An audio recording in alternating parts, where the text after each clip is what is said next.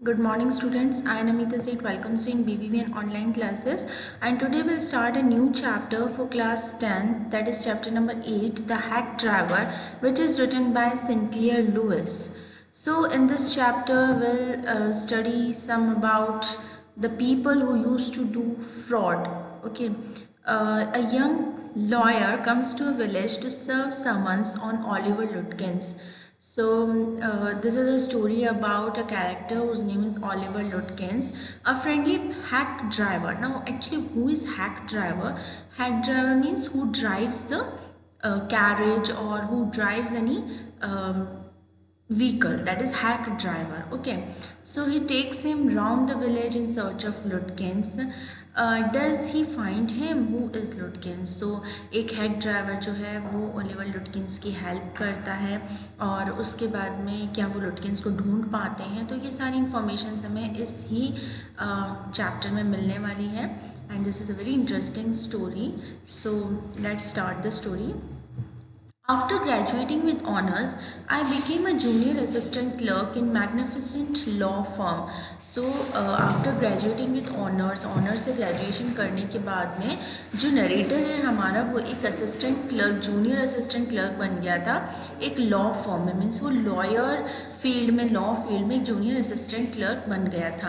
I was sent not to prepare legal briefs but to serve summons. तो उसको कोई legal documents का काम नहीं था, लेकिन वो समन्स क्या होता है कि जब आप किसी को बुलाने के लिए लीगल कॉल भेजते हैं ना, जैसे कि आपको कोर्ट में पेश होना है तो उसको बुलावा भेजा जाता है, उसको कुछ नोटिस भेजा जाता है, तो लीगल कॉल को हम क्या बोलते हैं? समन्स बोलते हैं। ठीक है, तो ये जो नरेटर है हमारा वो समन भेजा करता था लोगों को, like a cheap private detective. So ऐसे लगता था जैसे कि बहुत सस्ता सा कोई प्राइवेट डिटेक्टिव हो। I had to go to dirty and shadowy corners of the city to seek out my victims.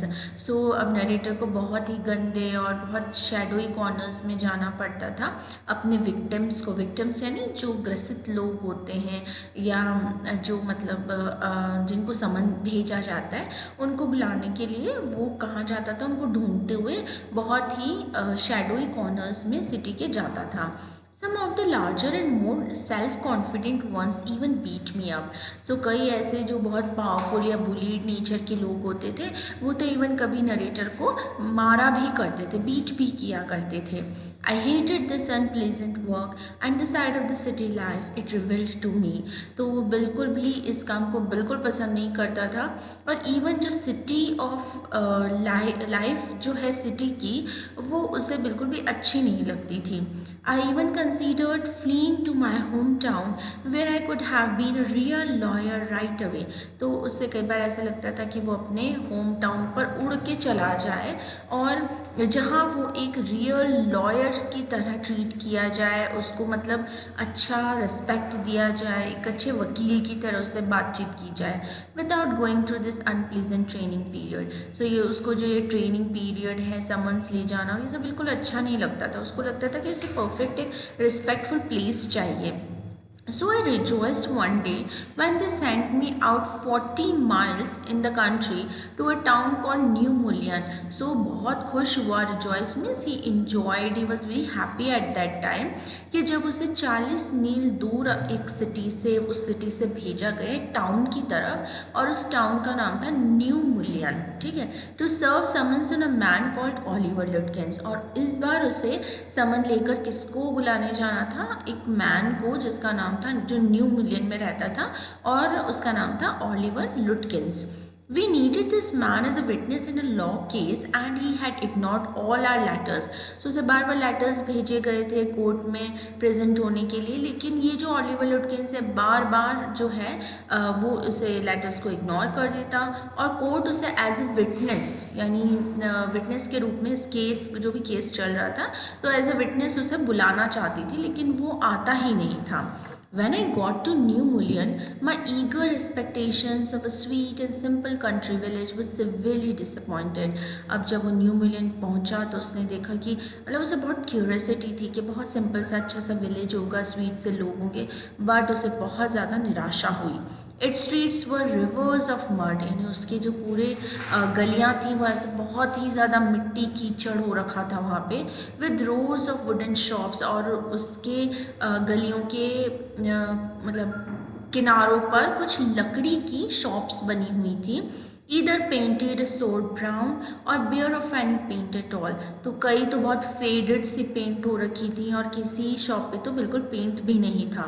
The only agreeable site about the place was the delivery man at the station, तो सिर्फ एक अच्छी चीज़ वहाँ ये थी उस place के बारे में कि वहाँ पर जब वो रेलवे स्टेशन से नरेटर उतरता है तो उसे एक डिलीवरी मैन मिलता है, और वो उसके लिए काफ़ी एक अच्छी बात थी।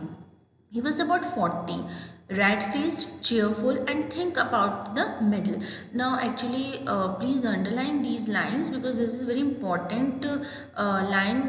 अगर आपको डिलीवरी मैन का कैरेक्टर स्केच पूछा जाता है या हाउ ही वॉज लुकिंग, तो आप बता सकते हैं कि वो 40 अराउंड था, रेड कलर का उसका मतलब बहुत चीयरफुल हंसमुख था, रेड फेस था, and he was thick about in the middle, यानी कि जिसका वेस्ट का एरिया था वो काफ़ी थिक था।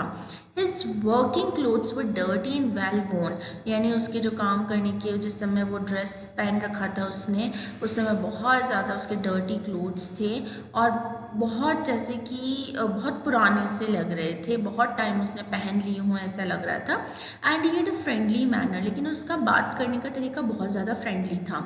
You felt at once that he liked people, और एक बार उससे बात करने से ऐसा लगता है कि उसे लोग बहुत अच्छे लगते हैं, लोगों से बात करना बहुत अच्छा लगता है। I told him to find a man named Oliver Lutkins, अब नरेटर उससे बोलते हैं कि डिलीवरी मैन को कि मैं एक्चुअली यहाँ इसलिए आया हूँ क्योंकि मैं एक आदमी को ढूंढ रहा हूँ जिसका नाम ओलिवर लुटकिंस है। Okay, so this is it for today, and we'll read the next part of the chapter in the next video. Till then, happy learning.